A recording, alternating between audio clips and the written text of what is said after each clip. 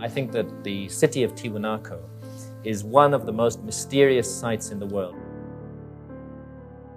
In a way, it's the New World equivalent of Giza. It's a site about which there are far more questions than answers. All these names that are given to structures at Tiwanaku are entirely arbitrary because we know nothing about the people who built Tiwanaku. The discovery of the Tiwanaku and Puma Punku archaeological sites near Lake Titicaca in western Bolivia is one of the most intriguing chapters in the annals of archaeology. The handiwork of humans is clearly evident in this site. These sites, renowned for their massive stone structures and intricate carvings, were first brought to the attention of the Western world by Spanish conquistadors and chroniclers in the 16th century. However, it wasn't until the late 19th and early 20th centuries that systematic archaeological exploration began. How could humans have had such advanced technology to create these structures? Very ancient structures, thousands of years older than archaeologists suppose, may be hiding in plain view. The precision and scale of the stonework at these sites suggest the use of techniques and tools that should have been impossible for ancient civilizations. The question remains, not only how were these megalithic blocks meticulously crafted, but also how were they transported across vast distances without the aid of modern machinery? Some people think that the answer is extraterrestrial visitors. I don't think that's the answer, but who knows? The first detailed account of Tiwanaku was provided by Spanish chronicler Pedro Chiesa de León in 1549. During his travels through the Andes, Chiesa de León encountered the ruins and documented them in his book Crónicas del Perú. He described the monumental stone structures and pondered the origins of such an advanced civilization, speculating about the mysterious builders. In the late 19th century, French archaeologist Ephraim George Squier conducted some of the earliest scientific explorations of the site. Squier's work, published in his book Peru, Incidents of Travel and Exploration in the Land of the Incas, which came out in 1877, it brought international attention to Tiwanaku. He meticulously documented the architectural features and speculated about the site's significance and the civilization that created it.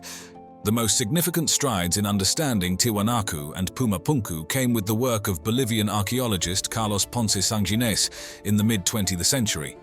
Ponce Sanguinés conducted extensive excavations and research at the site, uncovering a wealth of information about the Tiwanaku culture and its achievements. His findings were crucial in establishing the historical and cultural context of the sites. The discovery of Tiwanaku and Puma Punku has always been shrouded in mystery. The sheer scale and precision of the stonework at these sites have baffled archaeologists and researchers for decades. The monumental stone blocks, some weighing as much as 130 metric tons, were quarried, transported, and intricately fitted together with such precision that it seems almost impossible to achieve without modern machinery. This has led to various theories about the technology and methods used by the ancient builders. One of the most perplexing aspects of the discovery is the existence of the so-called H-blocks at Puma Punku. I don't think we're looking at coincidence here. There's too much going on. I think coincidence is a very weak explanation for what's happening. These blocks are carved with such intricate precision that they fit together like a puzzle, forming a series of interlocking structures. The H-blocks are so precisely cut that they suggest the use of advanced tools or technologies that are not typically associated with pre-Columbian civilizations in the Americas. The excavations have yielded a veritable treasure trove of artifacts and structures that have provided deep insights into the Tiwanaku civilization. These findings have illuminated the site's significance as a religious and ceremonial center and revealed the advanced engineering and artistic capabilities of its builders. The Acapana Pyramid stands as one of the most imposing structures at the Tiwanaku site. This massive terraced pyramid measures approximately 200 meters on each side at its base and rises to a height of about 17 meters. The pyramid is constructed from a combination of large stone blocks and compacted earth. What makes the Acapana particularly intriguing is its sophisticated drainage system. Channels were cut into the terraces to direct water away from the structure, preventing erosion and water damage, indicating a high level of engineering knowledge. Some researchers suggest that the Akapana may have also had an astronomical function, aligning with certain celestial events. We think it makes more sense. Take the geology, take the astronomy. This monument has its origins 12,000 years ago. The Kalasasaya Temple is another monumental structure at Tiwanaku. This large rectangular courtyard is surrounded by a stone wall built from massive sandstone blocks. The temple's name, Kalasasaya, means stones standing up in the local Aymara language, a fitting description of the imposing vertical stones that form part of the structure. The walls are adorned with intricately carved stone figures, including the iconic Gateway of the Sun. This monolithic structure, carved from a single piece of stone, features a central figure believed to be Viracocha, the creator god, flanked by winged attendants. The Gateway of the Sun is thought to have served as a solar calendar, with its carvings marking astronomical events such as solstices and equinoxes. One of the most unique structures at Tiwanaku is the semi-subterranean temple. This temple is sunken into the ground and features a rectangular courtyard surrounded by stone walls. What sets it apart is the array of over 175 stone heads protruding from the walls, each with distinct facial features, suggesting they may represent different ethnic groups or deities.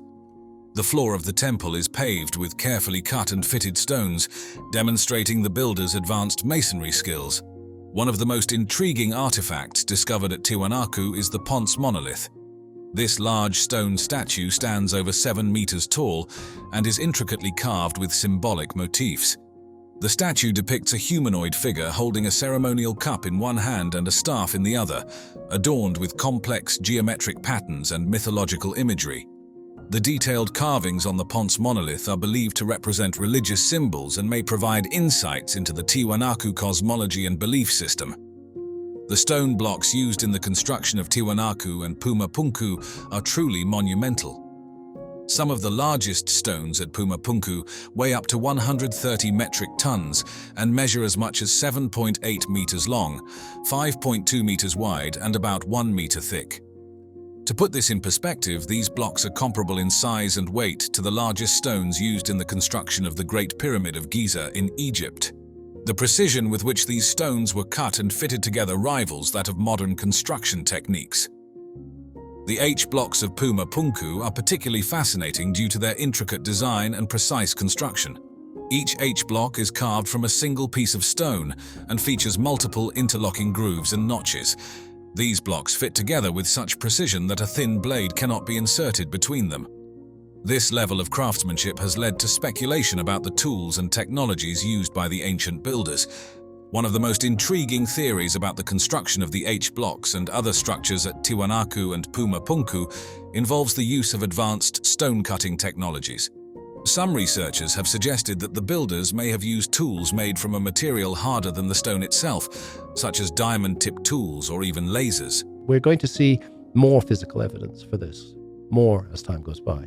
While there is no concrete evidence to support these theories, the precision of the stonework certainly raises questions about the capabilities of the Tiwanaku civilization.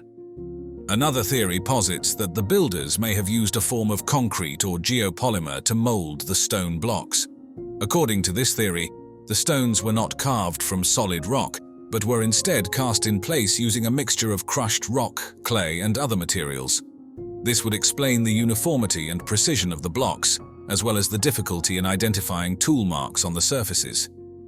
The artifacts discovered at Tiwanaku and Puma Punku provide valuable insights into the culture and daily life of the Tiwanaku civilization. In addition to the monumental stone structures, archaeologists have uncovered a wide variety of artifacts, including pottery, metalwork, textiles, and tools. One of the most remarkable artifacts is the Fuente Magna bowl, also known as the Rosetta Stone of the Americas. This large ceramic bowl is inscribed with both Proto-Sumerian cuneiform script and a form of hieroglyphic writing. The presence of these inscriptions has led to speculation about possible cultural contacts between the Tiwanaku civilization and ancient Mesopotamian cultures. And I wonder if some other sites have been misinterpreted, if sites are multi-layered, that many different cultures have been involved in them. Other notable artifacts include the Keru vessels, which are intricately decorated pottery vessels used for ritual drinking ceremonies. These vessels often feature elaborate geometric designs and depictions of animals and mythological figures. The mysterious nature of Tiwanaku and Puma Punku has given rise to numerous theories and speculations about their origins and purpose. Some researchers believe that Tiwanaku was a major gathering center, serving as the capital of the Tiwanaku civilization. The alignment of the structures with astronomical events, such as solstices and equinoxes, suggests that the site may have been used for astronomical observations and rituals. Another theory suggests that Tiwanaku and Puma Punku were part of a larger network of ancient sites that were connected by trade and cultural exchange. This theory is supported by the presence of artifacts and architectural styles that are similar to those found in other ancient civilizations, such as the Inca, the Maya, and even ancient Egypt. One of the most intriguing theories is that Tiwanaku and Puma Punku were built by an advanced civilization that predates the Tiwanaku culture. According to this theory, the sites were constructed by a lost civilization with advanced knowledge of engineering and stoneworking techniques. This civilization may have been responsible for the construction of other megalithic sites around the world, such as the pyramids of Egypt and the megaliths of Stonehenge.